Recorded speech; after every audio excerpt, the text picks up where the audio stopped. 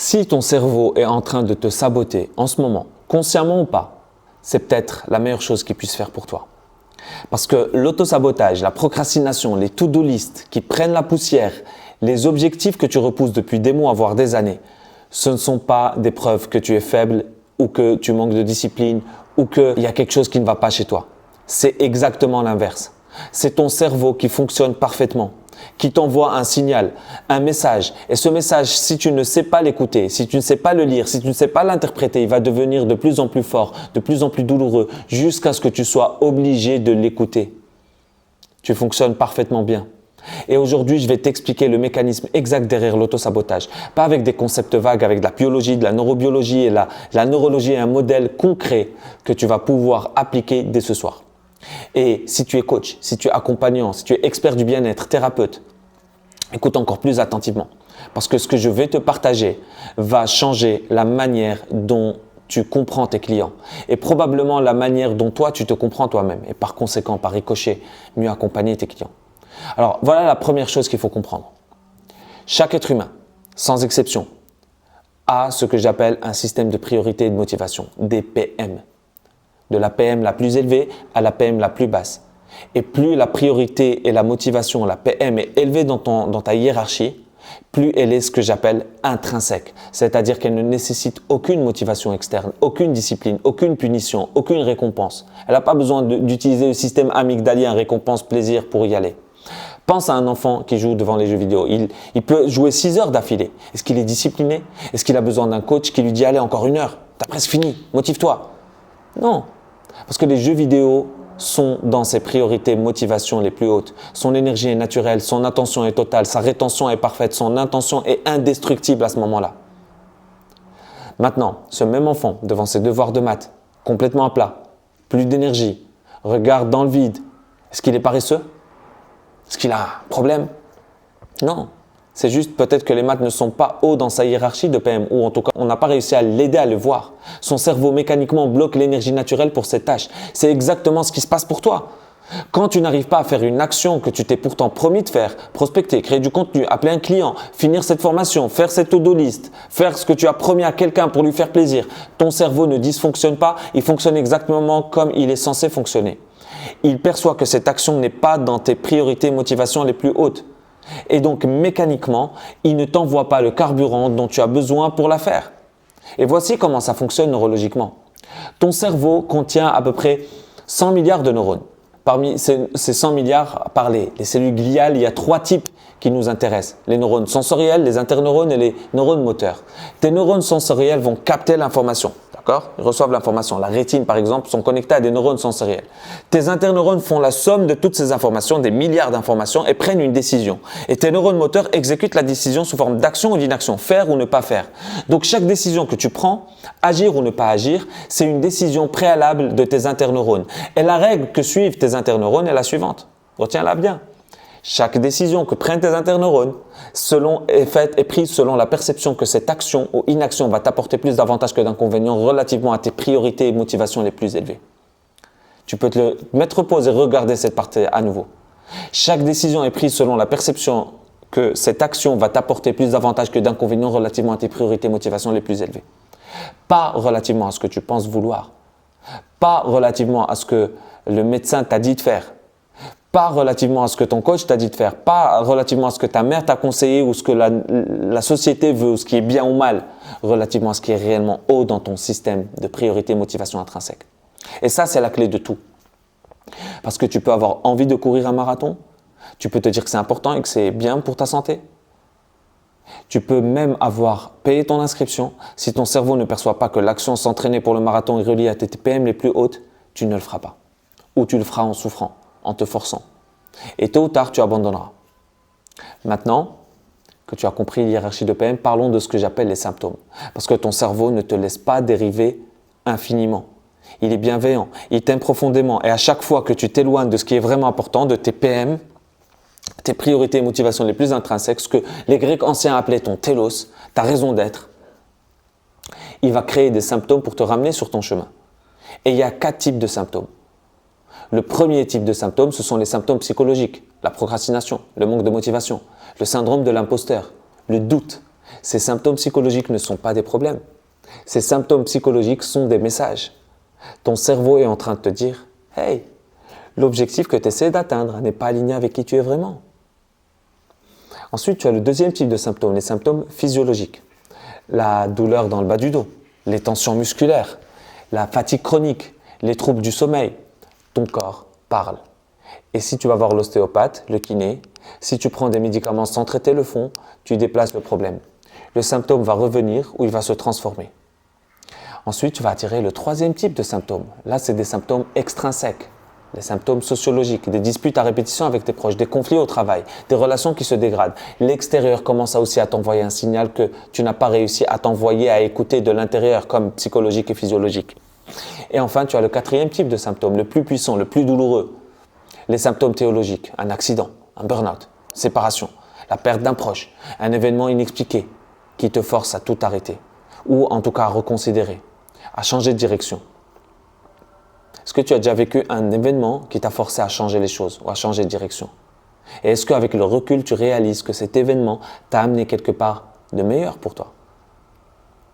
Ce n'est pas un hasard. Le problème, c'est que la plupart des gens et la plupart des approches en coaching, en psychologie, en développement personnel traitent ces symptômes comme s'ils étaient le problème à résoudre. On te dit « Hey, tu procrastines? Prends une douche froide. Lève-toi à 5 heures du matin. Fais des affirmations positives. Tu as peut-être peur. Écoute Tony Robbins. Bois du café, médite. » Et ça marche. Peut-être pendant 3 heures, 3 jours, 3 semaines, parce que tu crées une source de motivation extrinsèque temporaire. Mais tu n'as pas traité le fond. Donc la procrastination revient, le doute revient et tu te dis que le problème, c'est toi. Que tu es peut-être trop faible d'esprit, paresseux, pas assez discipliné. Mais ce n'est pas ça. Le mot message vient de deux racines. Mess, le bordel, et le sage. Il y a une sagesse derrière chaque message que tu vis. Chaque symptôme est un message, un acte d'amour de l'univers pour te ramener vers qui tu es vraiment. Et le mot authentique, lui, vient du latin authenticos, c'est-à-dire vivre sous sa propre autorité, son autorité interne, intrinsèque, en alignement avec ton âme, A-M-E, l'alignement de tes motivations essentielles, alignement de tes motivations essentielles. Alors maintenant, la question pratique. Comment est-ce qu'on détermine ce qui est vraiment haut dans notre hiérarchie de PM? Parce que là, c'est le piège. On nous a tellement conditionnés à penser que ce qui devrait être important doit l'être pour nous, qu'on s'est menti depuis des années. On a injecté des désirs extérieurs, la liberté financière, les abdos, la maison parfaite, la relation idéale, et on les a pris pour nos propres priorités. Alors qu'en réalité, ce sont des injections, des rêves inobtenables parce qu'ils ne sont pas connectés à nos télos. Il n'y a pas cette motivation intrinsèque pour aller les chercher. Et la façon de découvrir tes vrais PM est simple. Mais ça demande de l'honnêteté radicale. Ton cerveau va toujours s'arranger inconsciemment pour investir des ressources dans ce qui est vraiment important pour ton télos. C'est ton inconscient qui fait ça. Ta première ressource, c'est ton espace.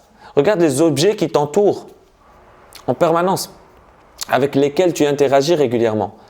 Pas, par exemple, si tu as un cadre sur ton bureau, ce n'est pas celui que tu ne regardes pas qui est posé. Mais la ressource avec laquelle tu interagis. Quelle est ta deuxième ressource? C'est le temps. Tu as quelques heures par semaine. Comment est-ce que tu dépenses vraiment hors sommeil? Pas comment tu voudrais les dépenser. Comment est-ce qu'aujourd'hui ta vie démontre que tu les dépenses avec des preuves, pas d'interprétation. Ta troisième ressource, c'est ton argent. Ouvre ton application bancaire sans juger. Où est-ce que ton argent va? Ces 3 indicateurs déjà ne mentent pas parce qu'elles ne sont pas tes pensées conscientes. Elles sont dirigées par tes décisions inconscientes de tes 100 milliards de neurones qui en permanence travaillent pour nourrir ce qui est vraiment important pour toi, pour ton télos, pour tes PM. Et maintenant, voici ce qui change le tout. C'est lorsque tu fais une action qui est intrinsèquement reliée à tes PM les plus élevés, la décision se prend en moins de 60 millisecondes. C'est comme un réflexe. Le signal passe à travers tes voies dopaminergiques, l'énergie afflue vers ton cortex préfrontal, tu agis naturellement, de manière fluide. Presque sans effort. Plus l'action est basse dans une hiérarchie de PM, plus les 60 millisecondes tendent vers des heures, des jours, des mois, des années de procrastination.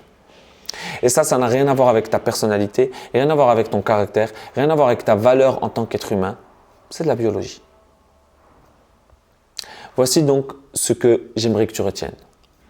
L'autosabotage n'est pas ton ennemi.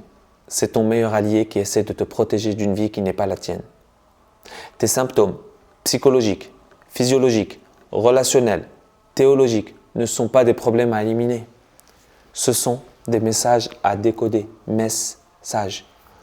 Et tant que tu continues à te fixer des objectifs sans d'abord vérifier qu'ils sont alignés avec tes PM, les plus intrinsèques, ou de t'assurer d'aligner tes objectifs à tes PM, tu vas continuer à te battre contre toi-même en dépensant de l'énergie, de la discipline, de la volonté et de l'estime de soi. Parce que pour avancer pour un chemin qui n'est pas le tien, tu es obligé d'éteindre ce qui est important pour toi. Et tu vas arriver épuisé à la ligne d'arrivée, même si tu y arrives, et ressentir un vide. Parce que l'objectif que tu as atteint ne nourrissait pas ton âme intrinsèquement. Ce n'est pas en atteignant des objectifs qu'on se sent rempli, c'est en atteignant des objectifs qui sont alignés avec qui on est vraiment. Donc si tu es coach ou accompagnant, j'ai un message particulier pour toi. La prochaine fois qu'un client arrive avec un objectif, avant de lui donner des stratégies, avant de lui créer un plan d'action, aide-le à se poser des questions. Est-ce que cet objectif est vraiment aligné avec son système de PM, sa motivation la plus profonde? Et ça sous-entend de découvrir ses PM. Ou est-ce que c'est une injection extérieure qu'il s'est donnée parce que la société lui a dit que c'était bien? Parce que si tu lui donnes des stratégies sans faire ce travail-là d'abord, tu vas créer de la souffrance chez lui. Tu vas lui donner des outils pour s'avancer plus vite sur un chemin qui n'est pas le sien. Et quand il abandonnera, il pensera que le problème c'est lui, alors que le problème c'était l'alignement. Maintenant, comment est-ce qu'on fait pour aligner concrètement un objectif? C'est ce que j'appelle relier l'objectif ou le plan d'action à tes PM, à ton hiérarchie de PM, les plus intrinsèques. Ce n'est pas changer qui tu es pour correspondre à l'objectif, c'est reformuler l'objectif pour qu'il corresponde à qui tu es. Par exemple, si la vente n'est pas naturellement haute dans tes PM, mais que tu veux développer une activité d'accompagnement. L'erreur classique, c'est de dire « je dois apprendre à vendre » et de te battre contre toi-même pendant des mois pour apprendre à vendre d'une certaine manière que ton formateur, lui, selon ses PM, lui, ça marche pour lui. L'approche alignée, c'est de répondre à cette question. En quoi le fait d'apprendre à vendre nourrit directement ce qui est plus important pour moi ou indirectement? Si tu trouves une réponse honnête, viscérale, une réponse qui sort en moins de 60 millisecondes, alors tu as une connexion dopaminergique et l'action devient possible. Et si plus tu trouves des liens, plus tu crées des chemins neuronaux où tu vas voir la vente sur le chemin, pas contre ton chemin. Si tu n'as pas de réponse, la réponse est hésitante, construite, c'est que le travail d'alignement n'est pas encore fait. Et forcer, ça ne servira à rien. Voilà, c'est ça la vraie raison de ton autosabotage, de ce que tu appelles ta paresse, ton manque de discipline. Ce n'est pas un problème de croyances limitantes sur lesquelles tu pourrais passer des années en thérapie sans trouver vraiment la source. Ton cerveau qui fait exactement ce pourquoi il a été conçu, c'est te protéger d'une vie qui n'est pas la tienne et te ramener avec amour, parfois avec beaucoup de douleur, c'est de l'amour aussi, vers qui tu es vraiment. Donc la question c'est, est-ce que tu es prêt à écouter le message maintenant ou est-ce que tu vas attendre le prochain symptôme? Si tu vas aller plus loin sur le sujet et découvrir ta propre hiérarchie de PM et voir comment arrêter de te battre contre moi-même, dis-moi PM dans les commentaires et je t'envoie une ressource complète pour les déterminer, répondre aux questions nécessaires. Et si cette vidéo t'a apporté quelque chose de nouveau, une vision dont tu n'avais pas conscience, partage-la à quelqu'un qui en a besoin. Ça sera peut-être la chose la plus utile que tu pourras faire pour lui aujourd'hui. Je te dis à bientôt dans une prochaine vidéo.